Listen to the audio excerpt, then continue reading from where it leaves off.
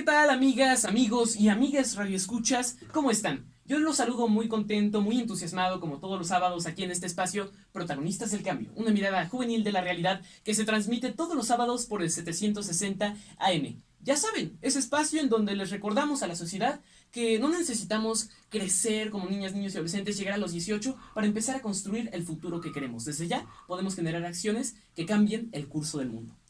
Hoy tenemos un invitado muy especial, un adolescente brillante, un apasionado lector y un incansable promotor cultural. Se trata de Bruno Segura, quien es un on-scholar, es decir, lleva escuela en casa y aprende los temas que a él le importan, ¿no? Que a él le interesan, sin tener que llevar un plan de estudios tan rígido establecido. Por eso aprende y ha tomado cursos de locución, de escritura creativa, de historia de la literatura infantil, de doblaje, de edición de video, ciencia y filosofía. Wow, pero aparte de todo esto, Bruno también es un apasionado de la ciencia y otros libros. Tiene 4 años de experiencia como locutor de radio en programas infantiles y actualmente está en La Pandilla, en el Instituto Mexicano de la Radio. En febrero de 2019 asistió a la conferencia de prensa mañanera del presidente Andrés Manuel López Obrador y le cuestionó si de verdad se están cumpliendo los derechos de las niñas, niños y adolescentes aquí en el país. Una labor muy importante. En 2020 comenzó el proyecto Polimateando, para realizar una difusión cultural de promoción de la lectura y, claro, difusión de la ciencia. Ha realizado varios festivales, incluso con estos temas, el Festival de la Ciencia y el Festival de los Libros, conferencias filosóficas y audiovisuales llamadas Interconexión, donde destaca la importancia de la interdisciplinariedad. Bruno también es booktuber y colabora con diversas editoriales en México promoviendo libros, realizando lecturas conjuntas. También colabora con Alas y Raíces, coordinaturas en el canal 22, el Fondo de Cultura Económica, tiene la sección infantil del Ágora en la ciudad de Jalapa y pues da charlas y talleres sobre literatura y ciencia. Wow, qué gran currículum, Bruno, qué trayectoria tan impresionante. Déjame decirte que como tú comparto una gran pasión por los libros y estoy muy feliz de que nos acompañes hoy aquí en cabina porque eres un protagonista del cambio. Toda esta difusión que estás realizando, buscas un mundo donde haya más lectores y donde se construyan adquiriendo experiencias y conocimientos a través del placer de leer. Qué mejor que eso. Qué gusto que estés con nosotros en el 760M. ¿Cómo estás, Bruno? Bien, bien, Fer, pues muy contento igualmente de poder estar en este espacio de protagonistas del cambio y pues qué mejor conductor que otro protagonista que también tiene una labor de difusión como tú, Fer.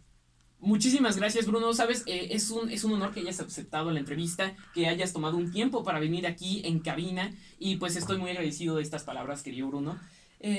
Bueno, Radio Escuchas, Bruno, déjenme contarles que a mí también me apasiona la lectura. La heredé de mi familia, especialmente de mi mamá. Ella siempre llevaba libros y revistas a donde quiera que íbamos, Bruno.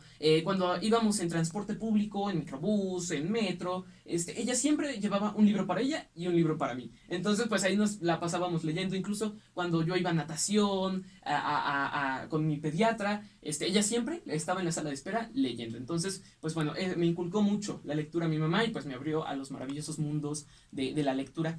En tu caso, cuéntanos, Bruno, ¿cómo nació este gusto, esta necesidad y sobre todo esta pasión?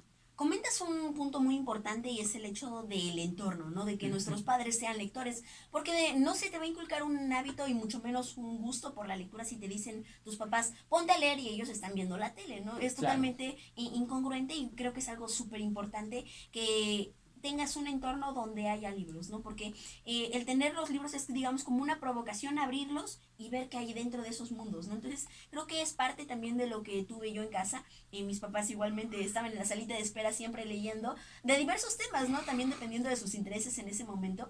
Y yo también siempre tuve la oportunidad de ver libros en casa. Yo también aprendí a leer desde muy temprana edad, de hecho, para segundo de kinder yo ya estaba leyendo. Wow. Entonces, bueno, mi mamá también me empezaba a leer, por ejemplo, en las noches, un libro que es de mis favoritos actualmente, El Hada de los Dientes, de la saga del origen de los guardianes de William Joyce. Una saga que me encanta hasta la fecha. Y bueno, también, por ejemplo, en las mañanas antes de irme a la escuela, porque sí fui al kinder, por ejemplo, me ponía a leer unos 15 20 minutos antes de irme, ¿no? Y así leí el de El Caballero de la Armadura Oxidada de Robert Fisher, por Wow, un ejemplo. clásico. Y bueno, es así que bueno, me empiezo a interesar en la lectura una vez que es, digamos, como cuando empiezo ya a volverme a ser un lector constante en el que ya empiezo a agarrar un libro y cuando lo termino agarro otro, fue cuando leí A mí, el niño de las estrellas, que de hecho me lo regalaron engargolado, una amiga de Wow. mis papás.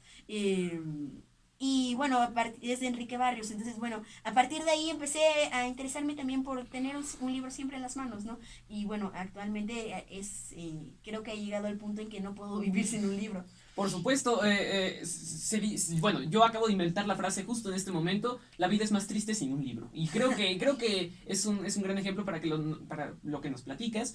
Sin duda, el ejemplo de la familia resulta muy importante, más en las etapas tempranas de la vida, ¿no? Y también el tener a la disposición los libros, como tú mencionabas. Yo tenía una biblioteca en mi casa, por así decirlo, ya no me caben todos los libros, así que los mandamos a la casa de mis abuelitos y ahí están un montón de libros que tengo desde cuentos, historias infantiles, pero bueno, también supongo que aparte de el amor a la lectura que tú tienes, que también fue influenciado por tu entorno, ¿cómo surgió tu interés por la ciencia y también por la filosofía, ¿no? Es algo, ¿cómo te acercaste ahí?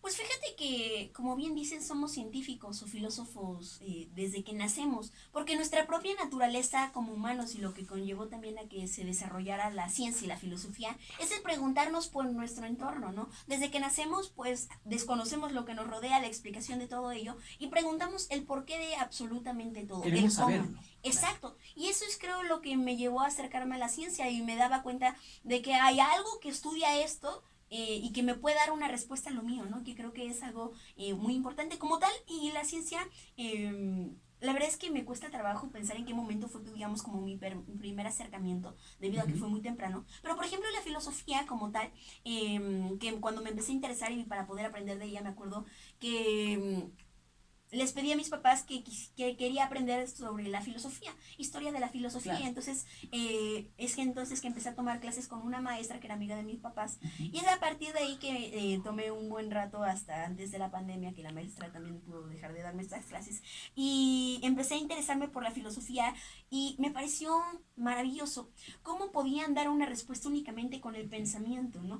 Aunque a veces también algunos desarrollaban alguna ciencia, por ejemplo, Aristóteles es, digamos, como el medio padre Sí, de la biología, de la taxonomía incluso también. claro. Entonces, El teorema de Pitágoras, claro que encontramos que también hay filósofos matemáticos matemáticos, claro. y que parece que la filosofía también es, digamos, como una base de lo que después se convertiría en ciencia, ¿no? Porque la filosofía es, digamos, como una forma de tú mismo poder responder a tus propias preguntas curiosas y la ciencia es, digamos, como un motor de un cohete que le lo impulsa para que pueda ir más rápido, para que tenga, digamos, un método para poder explorarlo de una mejor manera, ¿no? Más óptima. Claro, yo también agregaría que también, bueno, no sé si estén clasificadas así, pero también de alguna manera son una forma de expresión de nuestras ideas, pensamientos, teorías. Entonces creo que también son muy importantes actualmente en la sociedad y más en tiempos de COVID como este. Bueno, queridos radioescuchas, seguimos aquí conversando con Bruno Segura. Disculpen, es que aquí los dos hablamos muy rápido y a veces nos trabamos. Creo que es como ya un detalle característico. Pues bueno, seguimos conversando en una charla riquísima con Bruno Segura. Y bueno, ahora cambiando un poco en tema, aquí en Protagonistas del Cambio estamos muy interesados, si bien en la difusión cultural y en la ciencia, también en todo lo que afecta a nuestro México lindo y querido, que tenemos muchos problemas. Ya he abordado algunos como la desaparición, todas las formas de violencia contra las mujeres y las niñas, bueno, por mencionar algunos. Entonces, bueno, quisiera citar una frase de Martin Luther King que me pareció oportuna, que es el famoso discurso que creo que ya muchos conocerán, radio escuchas: yo tengo un sueño. Un solo sueño, seguir soñando, soñar con la libertad, soñar con la justicia, con la igualdad, y ojalá no tuviera esa necesidad de soñarlos. Bruno, mi pregunta aquí es, ¿cómo relacionas tú la lectura con la justicia y la igualdad que tanto se requiere en México?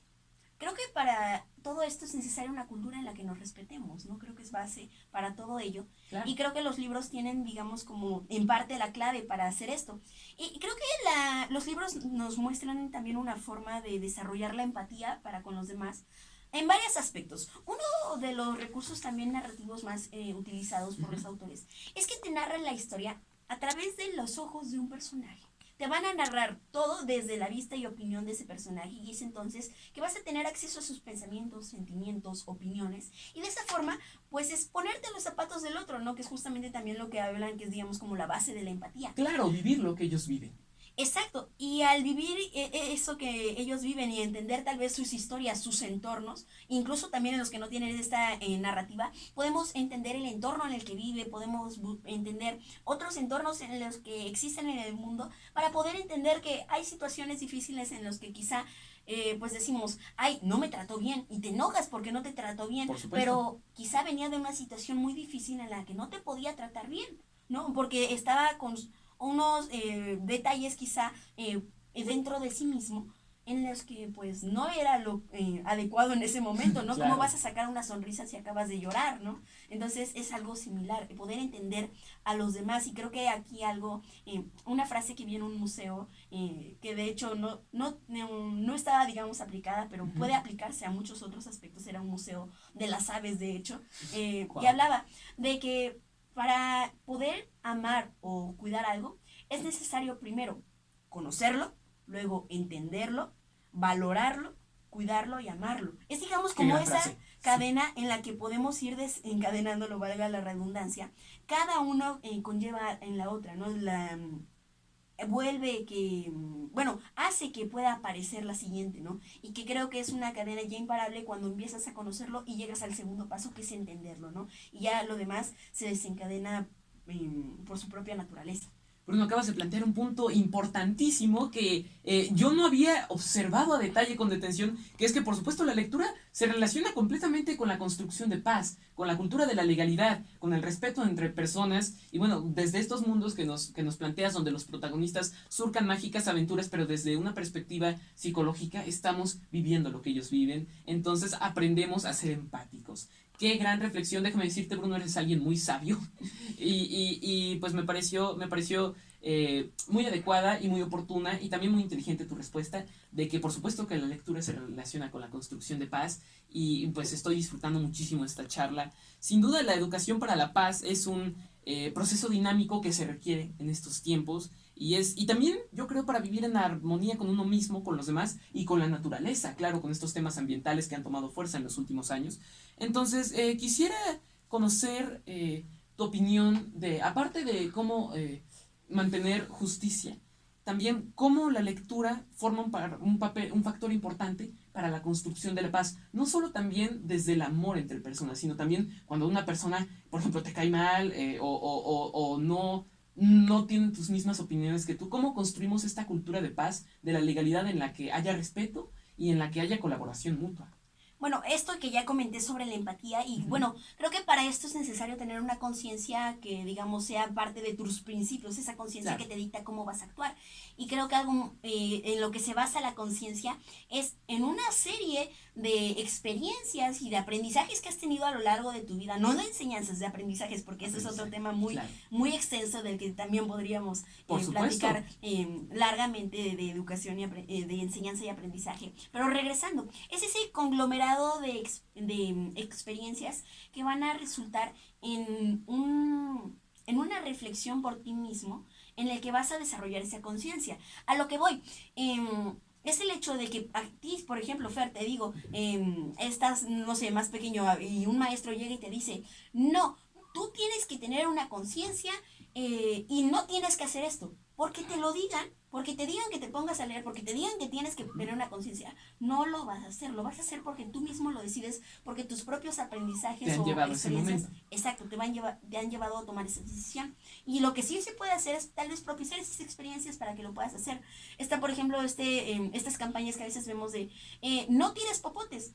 Y sí pueden hacer una diferencia porque te ponen ahí una imagen de la tortuga y te puedes compadecer, pero no ves más allá quizá de cuál es el daño que hace realmente un popote, Por ¿no? supuesto. Entonces, lo que tienes que hacer no es decirte, no tomes, no tires popotes, tal vez inducirte a una experiencia en la que vivas el daño que puede hacer los popotes, pero de una forma no, digamos, de lección, de que a fuerza quiero que aprendas esto, no, sino mostrarte una realidad y de esa forma quizá Tú mismo inferir, ¿no? exacto, sí, porque a veces también, por ejemplo, encontramos contenido educativo en el que yo realmente me siento de alguna forma, sí tiene una innovación distinta, pero al final de cuentas te están volviendo a decir no tires popotes, ¿no? Es una forma en la que no tienes que tener, digamos, como objetivo el que se forme una conciencia, sino que sea, digamos, el resultado indirecto de generar esas experiencias, aunque sea, digamos, por lo que las está realizando, ¿no?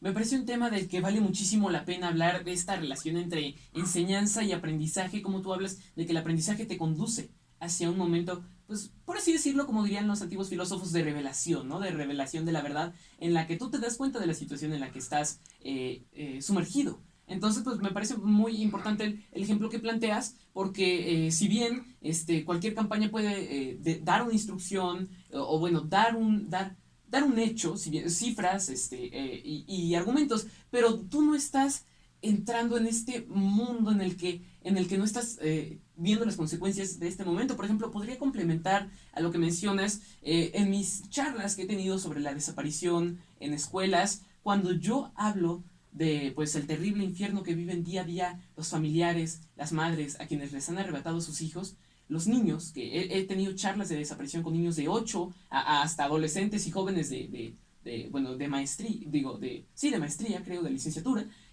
pues cuando tú les hablas desde una perspectiva empática, desde una perspectiva en la que tú evocas tus conocimientos previos, pero no con el fin de una enseñanza de decir, apoya a los desaparecidos, no. Cuando les cuentas esta historia, estas terribles historias, los niños han hecho preguntas increíbles, como ¿cómo podemos protegernos nosotros y nuestras familias? Entonces me parece un tema muy importante que tú planteas, el de enseñanza y aprendizaje. Y Bruno, al oírte hablar estoy maravillado, déjame decírtelo así. Entonces me llega la duda a la mente. ¿Tú has sufrido adultocentrismo? Ya sabes, cuando los adultos te dicen que por ser niño, sí, Bruno, eres muy inteligente, pero pues eres niño, espérate a que cumples 18 y ya puedes ir a la radio, ¿no? ¿Tú has vivido este adultocentrismo que tristemente está en México? Sí, claro, y creo que también es algo que también platicamos esa vez que nos encontramos en el conversatorio Celebremos Diferente. Por supuesto. Y Chéquenlo, está en internet. Así es, en la página de Polimateando en Facebook. Y bueno, sí, claro, creo que como niños que tratamos de hacer algo, nos vamos a encontrar con estas barreras en las que los adultos dicen, pues sí, eh, pues sí, estás haciendo algo, está muy padre, pero pues en realidad no tiene mucho valor, no tiene mucho sentido. Y eso, digamos, también nos lo compartiste, sabes, de experiencias que tú tenías. Y que vivimos muchos niños también, por ejemplo. Claro. Yo una vez traté de entrar a un curso en el que era sobre escritura. Y de hecho actualmente tomo clases con ese maestro que estaba en ese curso, nada más que por otra institución. Entonces, bueno, esa vez me pidieron, uno de los requisitos para entrar a este taller era ser mayor de 18 años. Y entonces les puse ahí en la vez que abrieron la convocatoria, ¿podría enviarles un correo explicando por qué necesito hacer esto? Bueno, ok, no lo están haciendo realmente con dolo. En realidad son únicamente los esquemas mentales que tienen esas personas en que no conciben que un niño pueda aprender a escribir a tan temprana edad, que pueda publicar un libro a tan temprana edad, ¿no? Entonces, esa vez sí, lamentablemente no pude entrar a ese curso, pero bueno, vas aprendiendo, digamos, también que es justamente a ser empático y poder aplicarla en un momento en el que dices, pues no es por dolo, justo lo que acabo de mencionar, y de esa forma poder terminar de entenderlos y pues no tomártelo personal, ¿no? Que estás abriendo brecha de alguna forma para tal vez algún niño que en un futuro pueda llegar ahí y que realmente le den esa capacitación. También me he encontrado con otros adultos que comparten esta misma ideología y que dicen, claro, los niños necesitan un espacio donde poder capacitarse. Y es cierto, necesitamos un lugar donde podamos, digamos, estudiar de una manera profesional, que no necesita ser profesional y desde ahí estamos equivocados, porque para nosotros poder platicar de algo, para nosotros poder aprender de un tema o conocer de ese tema, no necesitamos un papelito que diga, señor llamado Bruno Segura se licenció por tal y tal y tal. No necesitamos un certificado. Realmente lo que necesitamos es, digamos, como conocerlo y poder ponerlo tal vez al alcance de los demás, ¿no? Entonces, es algo que, bueno, ya me desvió un poquito por las ramas, pero sí. No, por favor, estás genial aquí explicándonos. Bueno, continúa, que no necesitamos, si bien esta sociedad esquemática está como estructurando de más, ¿no? Está impidiendo, poniendo barreras en la propia cultura de la educación, incluso. Sí, porque bueno, como niños también a veces impiden que profesionalicemos, de que digamos podamos adquirir un conocimiento distinto. Esto lo podemos encontrar no solo en instituciones que son los que te pueden proveer ese conocimiento, no, lo vemos desde la casa, que como digo, no, repito, no lo hacen con dolo, pero terminan dejando el mismo impacto, ¿no? Desde que te dicen, no, eres muy pequeño para aprender de eso, eso ya lo verás cuando tengas, no sé, unos 20 años, ahí, por ahí, y no te preocupes ahora por eso, lo único que hacen es matar esa curiosidad que nos va haciendo, pues, avanzar en la vida. Exacto, sí, que nos quiten esas preguntas del por qué y de alguna forma nos indican que preguntar es malo, ¿no? Y que eso es lo que necesitamos, creo que también como sociedad, una sociedad que sea curiosa para preguntarse el porqué de las cosas y no hacerlas todo como lo indica los demás, porque es lo que todos hacen y yo no sé por qué lo estoy haciendo. Y bueno, si lo quieres seguir haciendo, adelante, pero tú ya te lo preguntaste a ti mismo, ¿no? Y que eso es lo que cuenta. Por supuesto. Y también una sociedad que imagine, ¿no? Que creo que es algo también muy importante y que son, digamos, también los pilares del Polimateando, que es la curiosidad y la imaginación.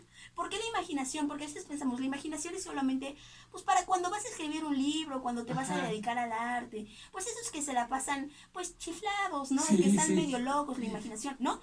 Hasta los científicos necesitan una gran imaginación.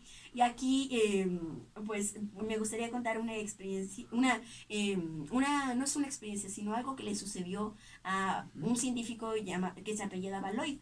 Resulta que este científico admiraba mucho a Borges. Había leído El Aleph, entre otros libros, y uno de ellos fue el cuento del jardín de los senderos que se bifurcan. Este científico estudiaba física cuántica. Entonces, un día que se lo encontró al maestro Borges, le preguntó, ¿y leyó usted física cuántica para inspirarse en este relato?